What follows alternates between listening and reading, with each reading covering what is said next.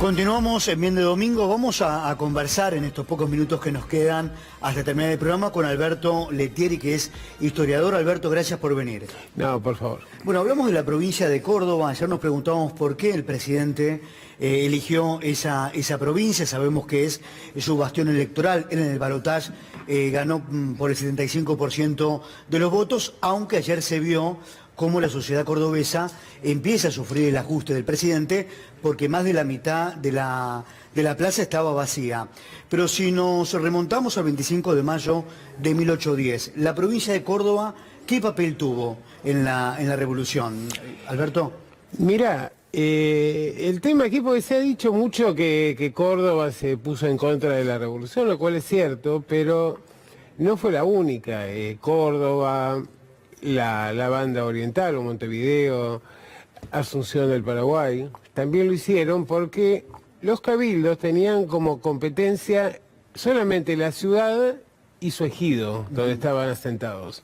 Entonces, aquí lo que se ve desde estos lugares es que hay una pretensión de Buenos Aires de heredar la condición de metrópoli colonial de España, pasando por encima de lo que eran los pactos coloniales que planteaban que en el caso de que no hubiera monarca, la soberanía retrovertía en los pueblos, es decir, en cada uno de los cabildos que estaban a lo largo de ese territorio. Entonces, lo que ocurre es que, mientras que en el caso de Paraguay o de Montevideo, los resultados no permitieron que Buenos Aires obligara a esos cabildos y a esas poblaciones a mantenerse dentro de su órbita, en el caso de Córdoba fue rápidamente derrotada esa disidencia. Y lo que vemos ahí es que, además, en el marco de la acción armada, va a terminar siendo fusilado el virrey Liniers, que era el histórico líder porteño,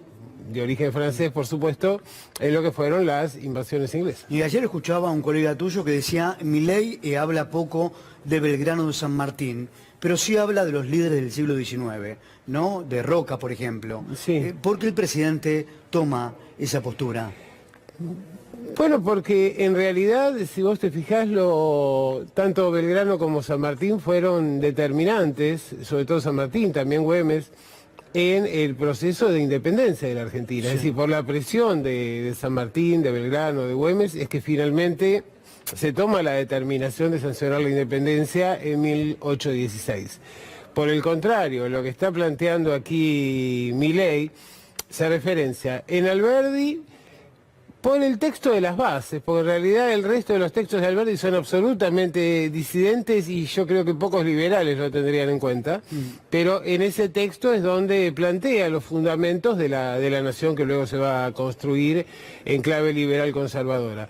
Y en el otro caso es Roca, me imagino que lo hace por el tema de la administración civil del Estado. No, fundamentalmente, y de alguna manera porque es el que va a terminar de consolidar el Estado Nacional. Alberto, Mariano Moreno decía por aquellos años, planteaba ya el espíritu de igualdad, y lo otro me pasaba una frase, ¿no?, de un libro de historia: desgraciados los pueblos que sostengan la fortuna en pocas manos, ¿no? Y hoy estamos ante un gobierno donde la distribución de la riqueza, la igualdad, la justicia social son una aberración para este gobierno, lo ha dicho el presidente. Si hacemos un paralelismo, ¿qué nos podés contar? Mira, siempre es complejo esto, porque en las condiciones históricas de aquel momento, Moreno en buena medida representaba a los comerciantes que estaban vinculados con el Imperio Británico. Y la Revolución de Mayo expresa en gran medida el proyecto de esos comerciantes de liquidar el orden colonial a lo largo de América para reemplazarlo por una economía de mercado. Entonces, por ejemplo, Moreno, cuando en el plan de operaciones se plantea que la isla Martín García tenía que darse a Gran Bretaña para que fuera el respaldo de los ejércitos revolucionarios. Entonces, creo que, hay una contradicción, porque en realidad en Moreno sí hay una preocupación social, pero por el otro lado En ambos casos hay una opción por el libre comercio y también por una vinculación preferencial con Gran Bretaña. También lo que podemos destacar acá es un presidente donde, si hablamos, ha tenido actitudes de ir a otros países y sacarse, por ejemplo, banderas con las banderas de Estados Unidos. Es un presidente que a veces habla poco de la Argentina. ¿Ahí qué mirada nos puedes decir? Mira, yo creo que Milei está tratando de aprovechar la presidencia para proyectarse en el contexto internacional y de hecho me parece que le cae muy bien a un cierto sector de las clases propietarias y dirigentes de la Argentina que prefieren presentarse como cosmopolitas antes que justamente como argentinos. Pero esto no es nuevo, porque de hecho, en buena medida, en aquellos momentos, por ejemplo, en las invasiones inglesas, cuando los ingleses toman la plaza, vamos a ver que los comerciantes aplauden el cambio colonial porque estaban en contra de la independencia. Lo que ellos querían era fundamentalmente insertarse dentro de la órbita comercial británica para tener mercados a lo largo del planeta. Y ahí aparecen las dos grandes líneas de nuestro país, es decir, en términos ideológicos, políticos y demás, que es por un lado esta idea cosmopolita, que plantea la idea de un protectorado formal o una soberanía política, pero con dependencia económica a través del endeudamiento, como fue el empréstito Baring Brothers. Y por el otro lado, los sectores populares y varias provincias, o mejor dicho, ciertos sectores dirigentes a lo largo de varias provincias que lo que planteaban era más bien privilegiar la identidad americana y avanzar en el proceso de independencia. Sí, te preguntaba sobre el presidente Milei que cuando sale de Argentina permanentemente se saca fotos con banderas de otros países. Hubo Israel también, me olvidaba de Israel, hubo una encuesta, un trabajo de opinión pública de Gustavo Córdoba, que es un analista político, y la mayoría de los argentinos considera esto que decís vos, que más que solucionar los problemas internos, él quiere, se maneja de esta manera para proyectarse de manera global.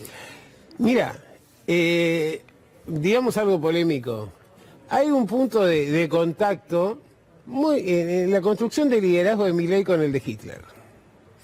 ¿Por qué razón? Porque el liderazgo de Hitler se construye, entre muchas otras cosas, en el hecho de despegar la figura personal del líder como el administrador de la esperanza de los alemanes que habían venido derrotados de la guerra anterior, de la Primera Guerra Mundial, y de separar los resultados o las decisiones que tomaba su gobierno de la figura del líder en sí. Entonces, mientras que había vaivenes y luego caídas en lo que eran las mediciones de opinión y el respaldo respecto del gobierno, veíamos que la figura de Hitler permanecía prácticamente intocable o incluso... ¿por qué? Porque en realidad no trabajaba sobre la realidad concreta, sino por la expectativa de superación de la sociedad. Yo creo que en el caso de Milei pasa lo mismo, cuando se le pregunta a la gente, porque todavía tiene un 50% de apoyo, ¿no? Y cuando se le pregunta a la gente por qué lo apoya o si está mejor que antes, dicen que no. Pero fíjate que hay algo interesante. Dicen, bueno, está bien, a mí me va peor, pero aquel que le iba mejor antes, ahora también le va peor. Gracias, Alberto. Gracias por venir. Hacemos la última pausa. Ya volvemos.